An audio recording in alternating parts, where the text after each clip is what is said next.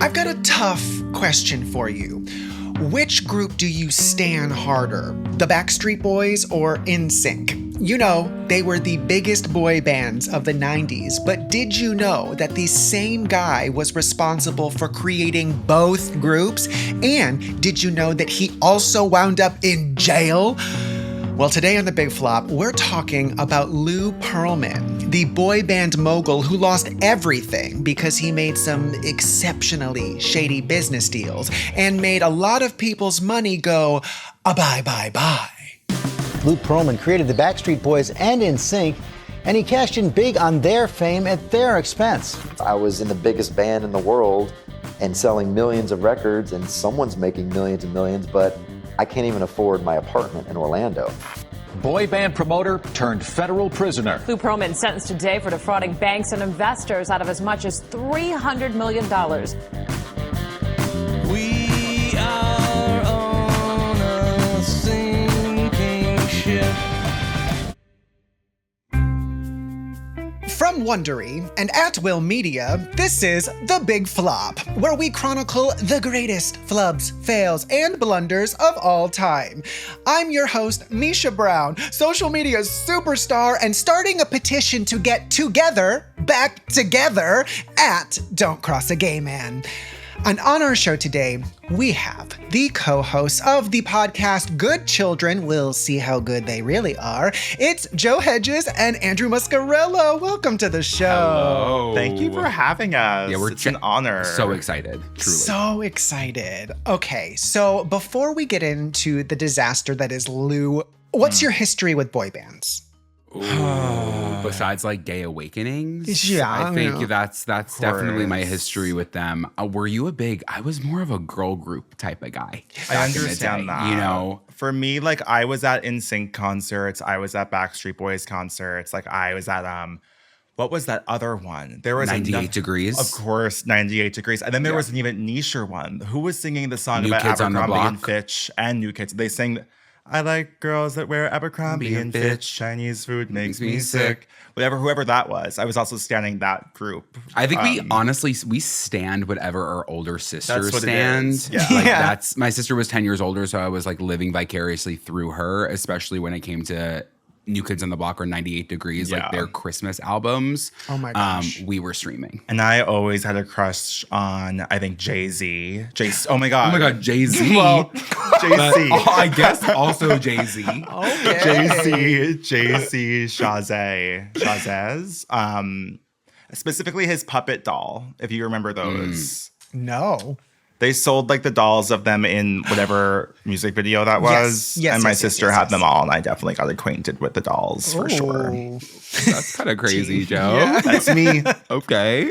Well, in this episode, we are talking about Lou Pearlman, the music manager who made millions as the mastermind behind the Backstreet Boys and NSYNC, but wound up on the run from the law without a single dollar to his name. That's so crazy. I know. We've all been there. We have all been there. Definitely been on, We're on the way. not having a single dollar to my name. On the run. Yeah, I'm here. So going all the way back, Lou is born in 1954 and grows up in New York City. As a kid, there's one thing he loves more than anything else: aviation.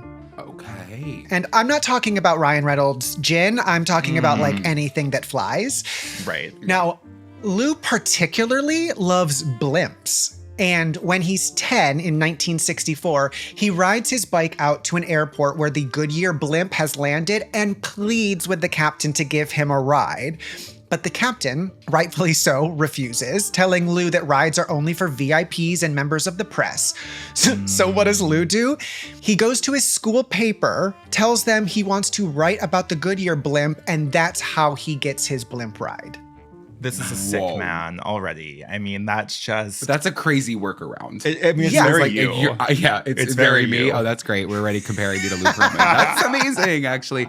I will say it is, if they were to tell me I'm not VIP, I would You'd find a way to be VIP. Yeah. Yeah, she's a mover, she's a shaker. I'm not getting on a blimp. I'll tell you that. No. End of situation. So good for him, I guess.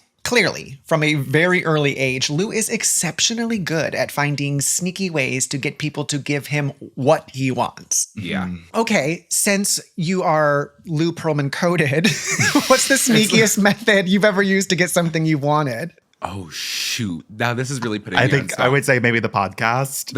I guess I just say what I speak. I'm out speaking for both of us there. Yeah. I'm not just throwing Thank you you. under the bus. Thank you.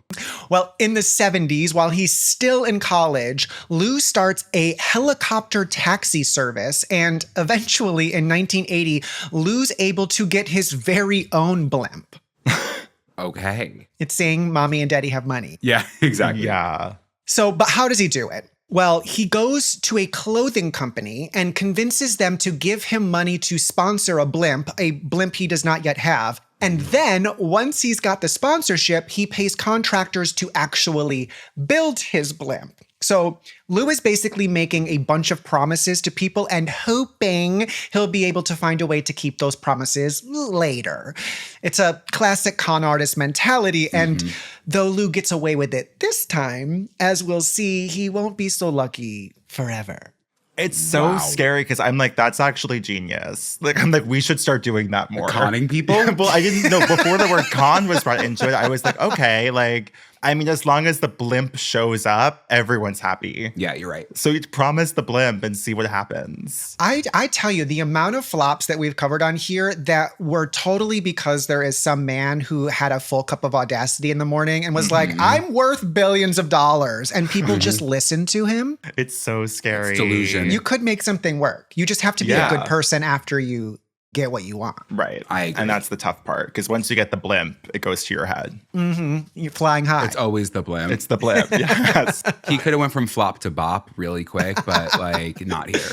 Well, from there, Lou goes on to fly even higher, and he founds Transcontinental Airlines, a company that charters luxury private jets for the rich and famous. And that's what gets him into the boy band business, because you know what kinds of celebrities travel on private jets a lot? Musicians.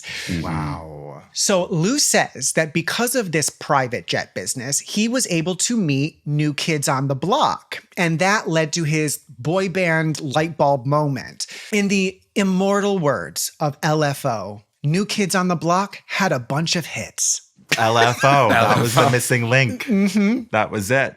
These days, the New Kids are less remembered for their hit songs and more for the fact that they basically invented the boy band formula. Get 5 cute white boys and put them on stage to sing and dance. But later on, Lou might call himself the boy band visionary, but he's really just following this model that has already proven to be successful. But here's how it happened. When Lou hears about New Kids on the Block, he can't believe that they have the money to charter an airplane. And he's even more surprised to find out that in 1990 alone, the New Kids earned practically $1 billion. Whoa. Surprising fact. Okay, let me clarify one thing. He took on New Kids on the Block, or did he see New Kids on the Block and that's where he started? He was just chartering a jet for them. So New Kids on the Block, they kept their money. Like they had nothing to do with Lou Pearlman. Okay. No affiliation. Okay. Thank God. Thank God for their block. Thank God for that block. But Lou says to himself, I'm in the wrong business. He's had his head in the clouds while the real money is on the ground in record stores, when we still had those. But in 1991, Lou moves to Orlando, which at this time is ground zero for talented teenagers, because it's where Disney is filming some of their biggest new kids shows, perhaps most notably the Mickey Mouse Club, which features 2 kids you may have heard of named Britney Spears and Justin Timberlake. Exactly. Yes. So Lou sends out an ad that says he's putting together a band that is looking for talent, and that this is the band that will become, a cappella drumroll please, the Backstreet Boys. Wow. I would see that ad. Oh, we'd both be auditioning. I mean, for the I was Backstreet listening to Boys. the ads from Disney being like, are you a kid and do you want to audition? And I'm like, yeah. Like, this put is me my in big it. shot. Yeah. Could have been us, but thank God. Here's a question. Do you know how the Backstreet Boys got their name, or do you have any guesses? Oh, Jesus Christ. No. My whole body just ran cold. Yeah. Like you just asked me, like well, it's like they're seemingly obsessed with like street, like Backstreet, New Kids on the Block. right. You know what I mean? There's a lot of blocks Is it the happening. Backstreet of the New Kids? Well, Lou named the band after a flea market. Backstreet Flea Market in Orlando. Wow. We got to get to Orlando more. Yeah, I know. Seriously. So far, that's Not all I'm enough people are gathering. saying that. Yeah. Not enough people are saying that. Yeah. So Lou finds the kids he's looking for and starts training them to become the perfect pop stars. He gets the budding Backstreet Boys dance lessons, singing lessons, tutors, and Lou's proteges call him Big Papa. Yeah. Oh, I hate that. I was just thinking, even just the idea, like, how old are these kids at this point? Because they're like kids. Children. We'll see some videos in a moment. Okay. Well, by 1993, the Backstreet Boys are ready to launch. So let's take a look at a clip from a local interview that the Backstreet Boys did when they were still Backstreet babies. We have 5 very popular new guys here. 2 of you guys are from Orlando, right? It's called the Backstreet Boys, brand new group. And which 2 of you are from Orlando? What is your name? I'm AJ McLean. AJ, and who are you? Howie D. Howie? Okay, now, where are you from? I'm from Lexington, Kentucky. My name's Brian Littrell. Brian, okay. And over here? I'm from Tampa, Florida, and I'm Nick Carter. Okay, and who are you? I'm Kevin Richardson. I'm from Lexington, Kentucky. The new heartthrobs, huh? What do the girls have to say about this? Well, they like us. They like us. They like us. Oh. How little was Nick Carter? Nick Carter was so a baby. little. Yeah. A little baby. And what was the giant one on the end? Kevin Richardson Kevin is being like he's- 6'8". He's one of my tops, I would Was he? say. Well, no, I'm not even gonna make that joke, but we can't really we can't get into tops right now. But yeah, he was a top. Yeah, but also how 90s was this? Oh my So God, 90s. they're full on bobs. It's not even a middle part. Literally it's a bob. bobs. Yeah, it was like the Stop It Crohn's lady from the commercial. How would you rank their interview skills? I mean, for their age, you know what I mean? For infants. To be infants and to be on screen like that, I think that they were doing the best they could. Was do I think getting maybe- personality? Not Well, really. They're no. nervous. Yes, and that's where you're kind of like, okay, we put a lot of years into dance classes. Like, I'm always putting media training above it all. I want to see media training at the top of the pyramid for a group like the Backstreet Boys. And I'm sure they got it, but it wasn't really flexed in that moment. Not in that exact moment, no. But I feel nothing but sympathy and almost grief seeing those children. Like, that's actually just devastating. Yeah, it's like there should be laws put in place There or something. almost should be. Almost should be, yeah. Well, in 1993, Lou sets the boys up with their first public performance. I don't know if you know the lore of Backstreet Boys. Do you know where their first performance happened to be? I wish. No. Orlando? Well, they performed for the first time at SeaWorld. Yeah. Wow. It just Okay. gets more cursed with each sentence. Well, Lou records the performance and starts sending the tape around to music industry folks to get the boys noticed. They don't blow up in the US right away, but they are a huge hit in Europe almost immediately. So they start touring overseas. Jesus Christ. No, I can't. It's Like, too this is soon. like literally American Horror Story. It's from Like, 0 to 100 it's too actually soon. worst case scenario to me. These babies touring Europe with Lou Pearlman. I'm sure they were so excited. I'm though. sure Lou Pearlman was so thrilled to get on a plane. Oh, I'm sure that was the Wait, highlight of it I'm for sorry. him. Has the plane chapter closed? Like, was that oh no, it's still open. Oh yeah, we'll be flying that. We'll be on that ride for a while. Okay, great. Amazing.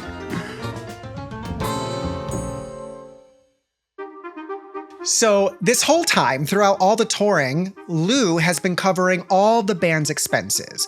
And while the Backstreet Boys are getting everybody in Europe to rock their bodies, Lou's also still running Transcontinental Airlines. And it's no longer just an airplane rental company, it's become the umbrella company for all of his projects. Even the Backstreet Boys are part of Transcontinental Airlines.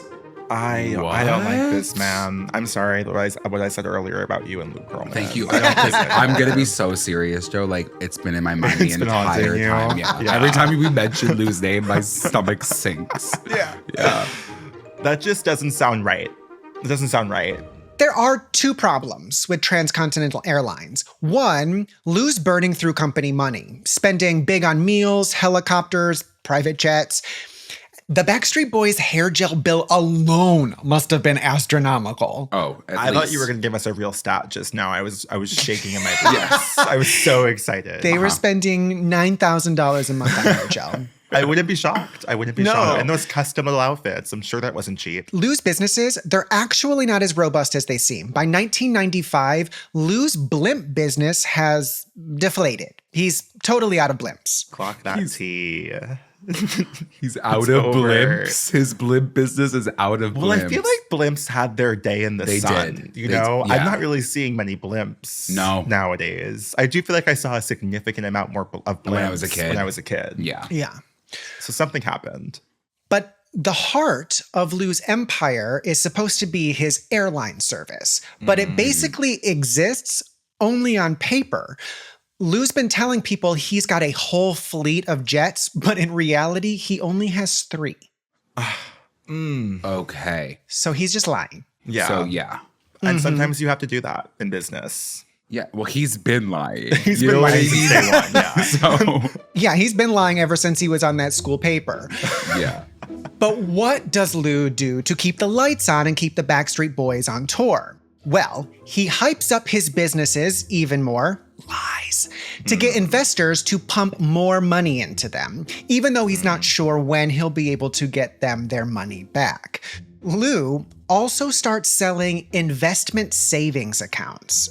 These are supposed to be super safe and reliable, the sort of thing you invest your retirement money in, but the ones being sold by Lou are going to turn out to be anything but safe and reliable. Okay.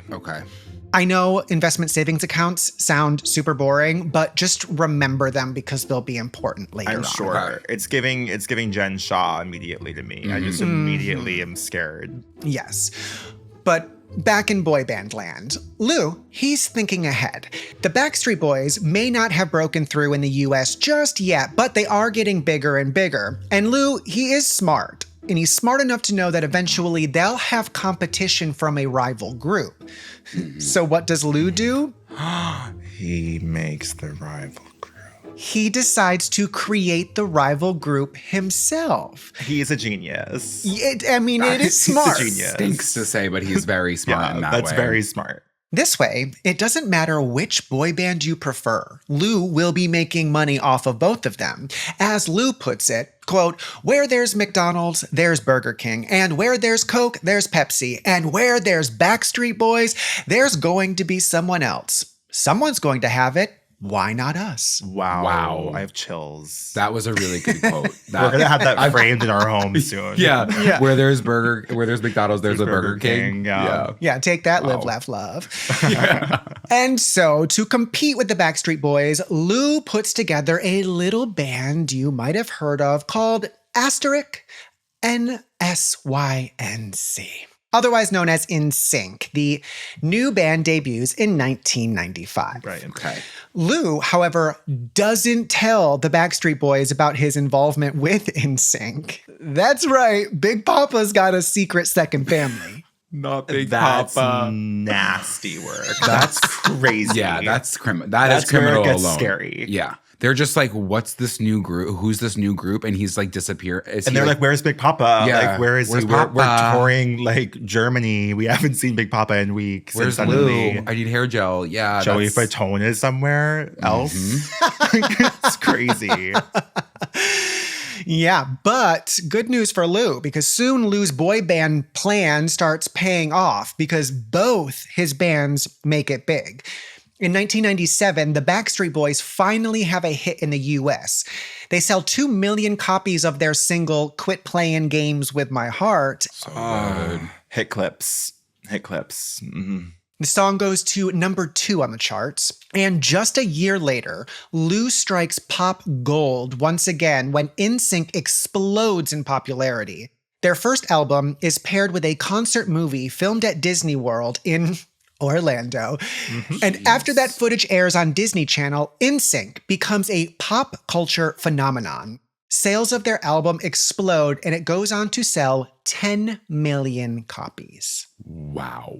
So NSYNC blew up bigger than Backstreet Boys at this time. Oh, okay. Yeah. I would be biting at the bars of my enclosure if I was in Backstreet Boys and this was happening to me. Like, actually, I would be losing my mind. Poor Nick Carter. Yeah, well, for many reasons, poor Nick Carter. But Yeah. that's crazy. Here's my other question. Like, how impressive is it that Lou has been able to put together two bands that are sensations when he was like flying blimps? Yeah. It's kind of really like he could have it's the age-old thing where it's like if only these people used their power for good. Yeah. It was Right. so we could have had a dozen boy bands happening at the same time. And instead It was Lou. everyone's it was Big a Papa. sicko. Yeah. Well, he knew. Was a sicko. He knew the girls were gonna love it. And you us. know? And us. And the gay boys. And us.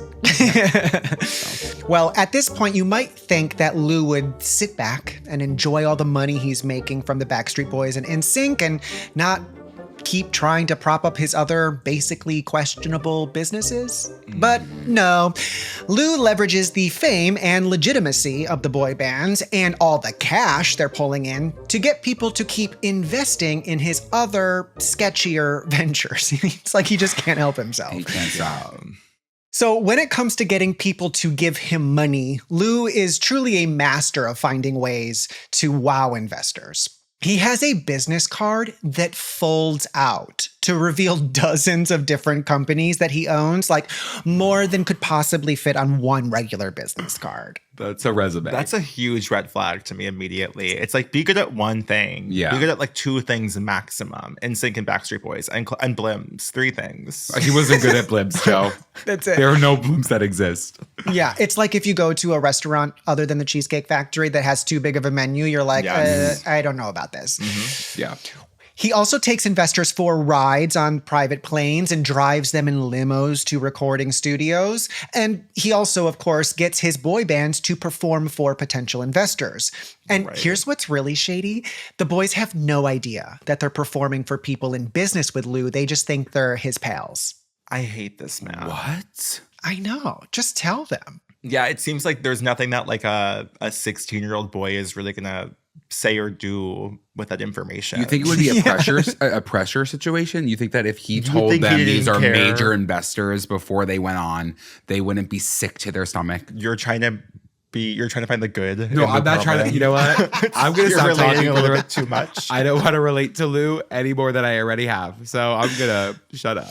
Okay, well, let's think about the other side. If you were going to be one of these big investors with Lou, like how much are you swayed by getting to see like Backstreet Boys or NSYNC perform? Like that's just like the really troubling element of all of this is why do they even care? They're seeing the talent. And they're saying, how are they gonna get there? What do you I mean? Because they're doing the little song and dance. They're like, this group is amazing, but we need to give money to Lou's planes. Lose other random companies. Yeah, you could just imagine the boys being like, "Quit playing games with my blimp." And they're like, "Yes, stop playing games with that blimp. Let's give They're him like, money you're going to South Korea. We're getting you there. We're flying you there right now. right now." Well, as we know, Lou's glitz and glam is actually just smoke and mirrors, and soon some of Lou's shady deals are going to be exposed. So how do you think people first find out about some of Lou's not so honest deals? The investors that have just been like, what's going on? Like, there's been no returns. What's happening? Like, ROI. Where are your planes? Missing ROI. ROI. Yeah, ROI. ROI is a really good way to put it, Joe. Yeah. Yeah. Where are the planes? It's not actually Lou's investment deals that first get him into trouble. No, it's his deals with his boy bands. Oh, God. So as the bands are blowing up, the members of Backstreet Boys and NSYNC know that they should be raking in the dough, but somehow they're barely seeing any of it.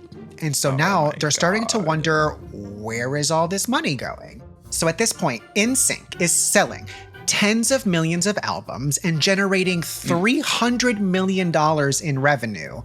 But the members of NSYNC, they don't see any of the money. They're getting just $35 a day from Lou, a paltry per deal. That's the craziest number you could have said. $35 a day? $35 a day. Oh my God. Poor Because you would JC. see them at the time too, and you'd be like, oh, these they kids have to are be rolling making in money, it. millionaires. Yes, and in 1998, Lou takes all of the members of NSYNC out for a big celebration dinner where he says he's going to give them all checks. They think, we're finally going to get a cut of all the money that we've been raking in, and they're expecting that these checks are going to have a lot of zeros at the end. How much money do you think I don't even want to those hear it. checks? I'm like so scared because you just said $35 a day. So like I have to only like, do we think the checks were like, I would hope, no, $100,000 each? That's like still low. But that sounds right. They should yeah, get yeah, yeah. That sounds like a bare minimum. Bare minimum. A bare minimum. 100K. Okay. Don't even with me. Don't even. The checks are for $10,000 I gotta go. when they've made $300 million. Okay. So now my question, as it always does when it comes to a child star, is what's going on with the parents? Well, that's that's a question. really good question. What's happening here? Well, I don't know about the parents, Okay. but his other boy band, the Backstreet Boys, they aren't doing any better. Collectively, they've only made $300,000 for all of their hard work touring, recording, while Lou himself has pocketed $10 million. I want to say things that would get me on a watch list about this man at this point. Like I have to just bite my tongue because this is evil work. Evil work. I mean, we have to remember that the Backstreet Boys are on the front lines of screaming teenagers every day. They literally deserve $300,000 just in hazard pay. Yeah. Truly. Therapy bills. But this is also how the Backstreet Boys find out that Lou was behind their rivals NSYNC, and they're devastated. This is how they long found out. was it? How long did this go on? It's been 3 years. No, that's unacceptable. Well, obviously this is unacceptable, but but that's truly unacceptable. It's cause for us to scream. Yeah, Yes. that's crazy. Yeah. Can you imagine that moment of finding out that Big Papa lied to Big me Papa's for 3 been lying. years? They're trapped there because it's like, can they even leave these contracts? And would they even want to? Would they have success That's on their life own? now. You Yeah, know that's what I'm saying. I mean, $35 a day in 1998 money was pretty good. They're like, we're eating. We're eating. So NSYNC and the Backstreet Boys, they start looking into the fine print of their deals with Lou and find some seriously shady stuff. But the worst thing might be the fact that Lou wrote into the contracts that he was the 6th member of the Backstreet Boys and NSYNC. The lawyers, nobody was reading over this contract saying, what do you mean 6th person? Well, he was taking advantage of kids in Florida. I'm sure their parents didn't have like extensive legal backgrounds or the funds to even get a lawyer. Jeez. He was choosing the vulnerable. Jeez. That's Louise. crazy. Yeah, I mean, if you're from Lexington, Kentucky, and this guy's like, hey, I'm going to make you an international sensation, you're just like signing on that dotted line. He says, look at my blimps. Just look at my blimps. Don't look Yeah. Big Yeah. Papa's blimps. Ew. Well, the Backstreet Boys, they were the first to push back against Okay. Lou, and they sue him in 1998. Of course. I mean, that's right. Backstreet is backing out of their contract with Lou. Soon after that, NSYNC follows suit and files a suit of their own. I wish I had like more brain cells at this time, you know? Are they saying that we were I like, would love to be paying attention. I was like 3 years old. I need to know. But Lou's not letting the boys go without a fight. He hires a lawyer named Cheney Mason to defend him in his Backstreet Boys and NSYNC cases.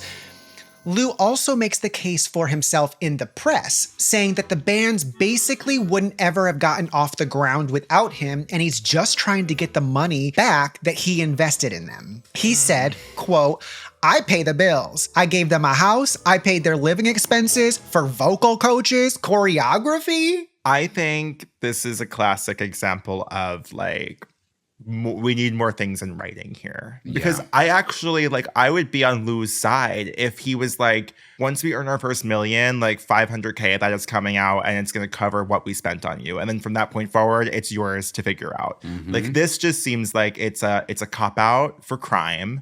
And I want to lock Lou up. I want to lock him up. Lock him up.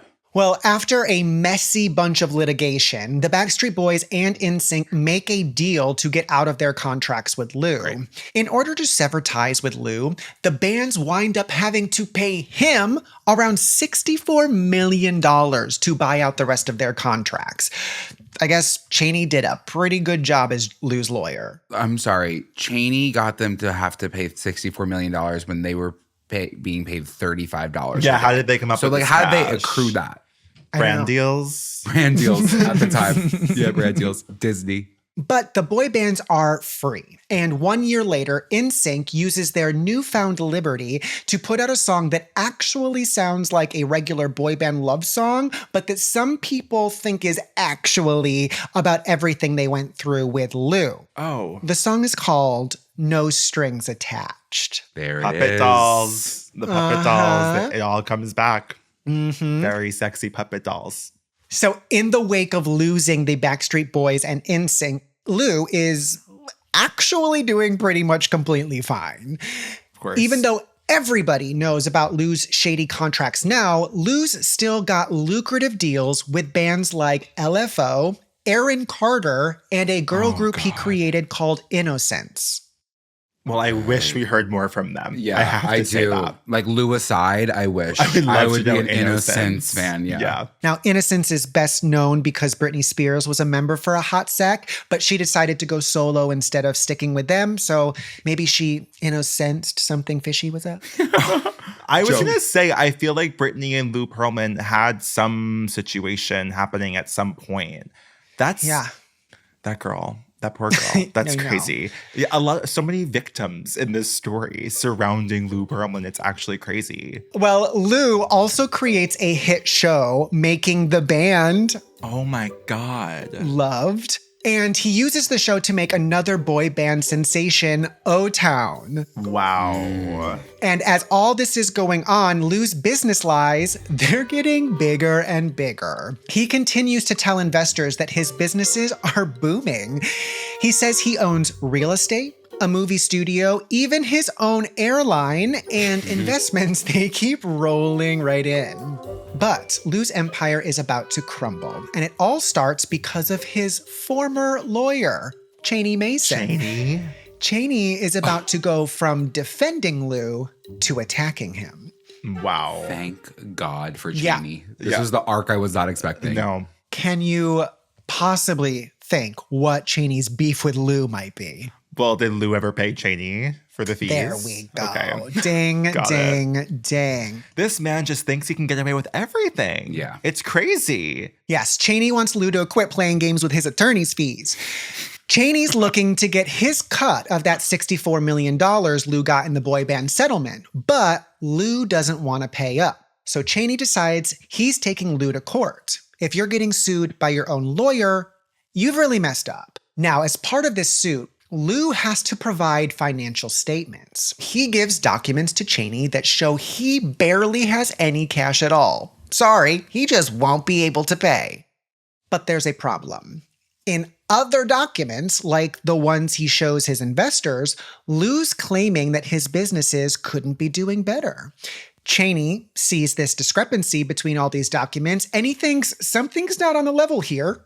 Spoiler alert. He's right. So he calls up girl, the FBI. Oh my God. It's just... It's like, don't answer. Is there like an American Crime Story season about this? Ryan, didn't eat this up. It really, I am like, it would just be a fantastic show. I'm hooked. So here we go.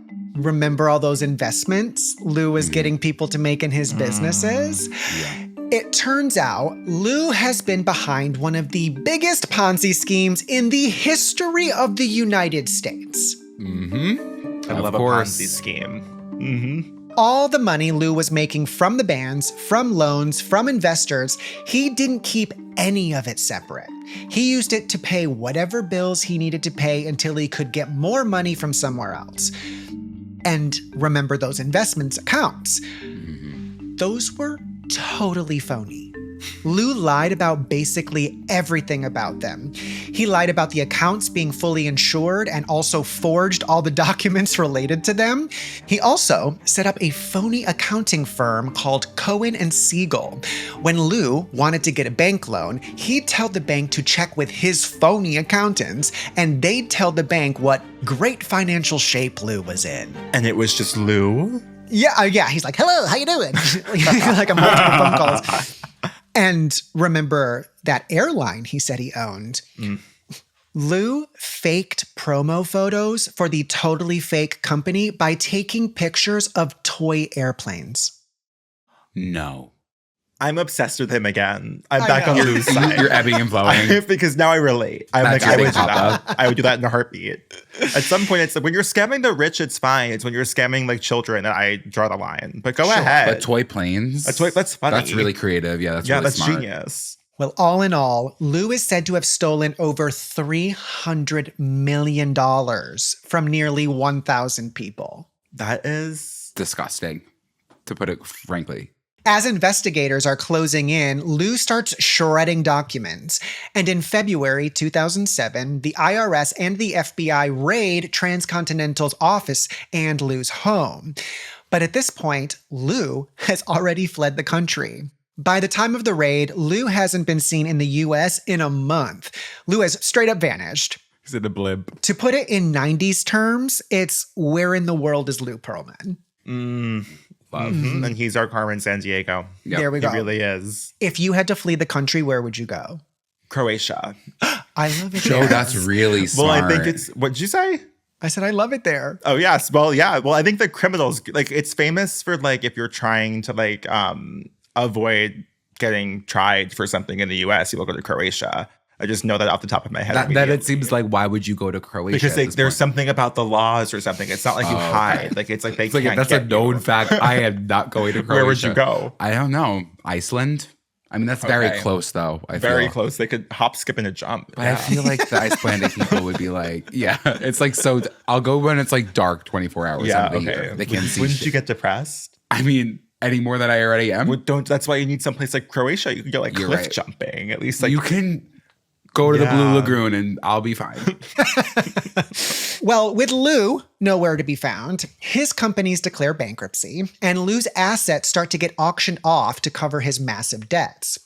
At the auction, which takes place in Lou's offices, people are bidding on all kinds of boy band memorabilia like platinum records, posters, autographs. They also auction off Lou's ceremonial key to the city of Orlando. Any guesses at how much a city key goes for, especially Orlando? I imagine that's like $20. Like, what does it really get you? Easily. $20 in Orlando? What does the key get you besides like symbolism? Right? Should get you into every single park. It should be a fast pass. Straight into SeaWorld. Fast pass for the rest of your life. Yeah. That's true. Well, somebody at auction really loves the city of Orlando because they thought it was worth $1,400. Okay. I'm sorry. I would give it to them. Was it Walt Disney? I would do that. Yeah, exactly. I think I would buy that key for $1,400. After I priced it at $20, I'd be willing to do it. Well, listen, another item that you might have been able to buy at this auction is a portrait of Lou, and we do have a photo of that. Oh, Jesus. Oh my God. I'm sorry. And he had that in his home? Yeah, I'm sure this was hanging right above his office desk. For the people who are listening only, can you describe this portrait of Lou for them? I'm just in disbelief. It's spectral. Yes. It's definitely spectral. It definitely feels like it's not of this realm. It feels like a haunted mansion. Like it feels like it would move if you walked past it. The eyes would follow you. Mm-hmm. Is he bald or is that a halo? It's almost a halo. It's lighter by the head, which is shocking. And then I'm now noticing the toy plane front and center, and that kind of says a lot. Unless that's a portrait of a plane, but regardless, it looks very toyish. And obviously, we have the Moon Man, the VMA, some other awards. It seems gorgeous houses in the back. Yeah. gorgeous homes. That's gorgeous Orlando homes. for you, That huh? It's very much giving Orlando to me, I have to say. Well, as all of this is going on, stories start to come out about people who lost money to Lou's scheme, including people who lost their entire life savings. One of Lou's victims says, quote, he stole money from innocent people who trusted him and put all their life savings into an investment we thought was secure. Some of the people he scammed were elderly people. Some were even friends and relatives of Lou. This is I'm really shocked that this man didn't like run for office here. Like I think he would have done a great job, I have to say. I mean, if he were won. still around here in 2025, he'd would be in the cabinet. People would say for sure. businessman. Oh, he'd be there. He'd be there. Yeah. Yeah. In June of 2007, Lou is arrested in Bali, where he's been him. laying low in a resort under a fake name. Can you guess what his fake name was? Is it guessable? Is it gonna upset us? It's Big Papa. oh my gosh, that would have been good. No, he signed into this resort as Incognito Johnson. I love him. That's again. such a good drag name. Welcome to the stage, Incognito Johnson. It's an excellent drag name, actually. Done. Bali at least was a good choice. I have to say. I At give least he him was that. catching some sun, some vitamin D. It really helps with the depression I'm sure he was, dealing with by having to give up that self-portrait. Sure. I'm yes. sure.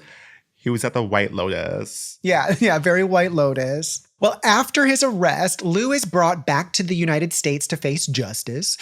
And around this time, Vanity Fair publishes an article alleging that Lou sexually abused members of his bands. And though these very serious allegations are never litigated and Lou publicly denies that any abuse ever took place, they do cast a disturbing shadow over Lou's legacy of cultivating young talent. I mean, was the shadow not already kind of there? Like it's almost just only adds to it. Yeah. And I'm not going to say it doesn't surprise me. I know. I was going to say the same that. thing. I was going to say the same thing, unfortunately. So in May of 2008, Lou is sentenced to 25 years in prison, but the judge does give him a little offer.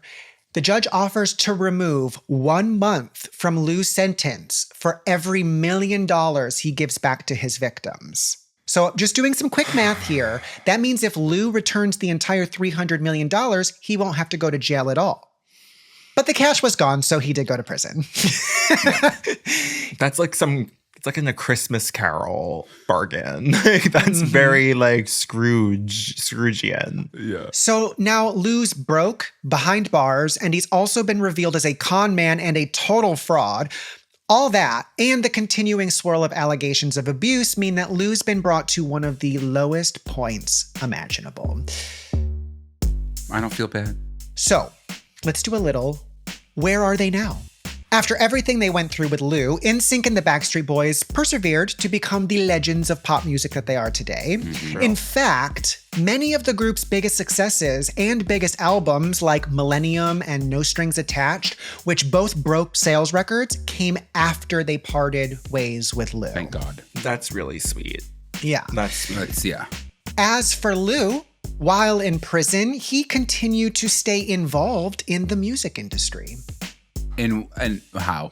By working with a choir made up of other inmates. Okay. Oh my God. He said, I know how to make a group. Let's get it I know how to together, make a girls. group. Can you imagine the choreo those inmates had to learn? You were like, what the heck High is this, stakes Lou? every day. Yeah. He also always believed that he'd be able to make a comeback. In an interview from jail, he said, I'll be back. But he died in prison in 2016.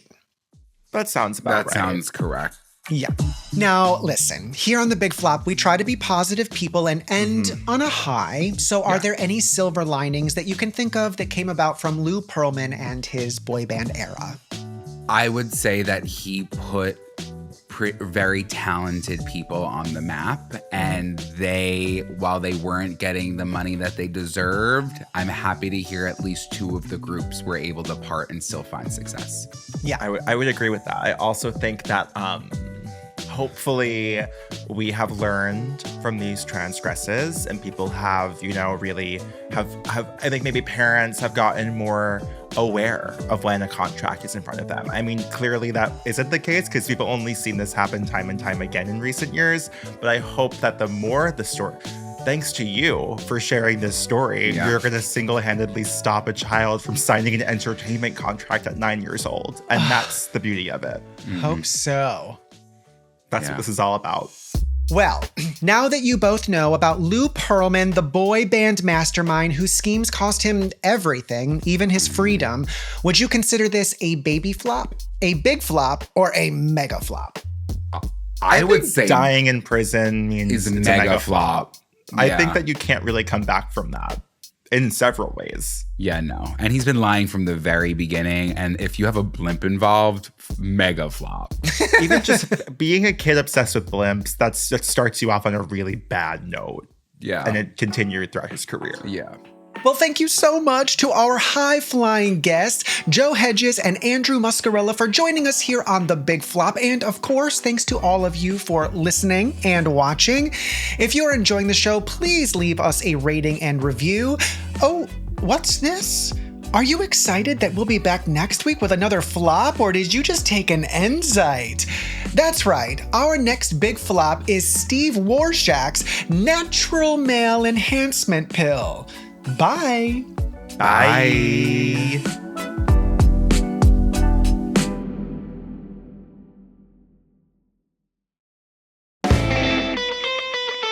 The Big Flop is a production of Wondery and At Will Media.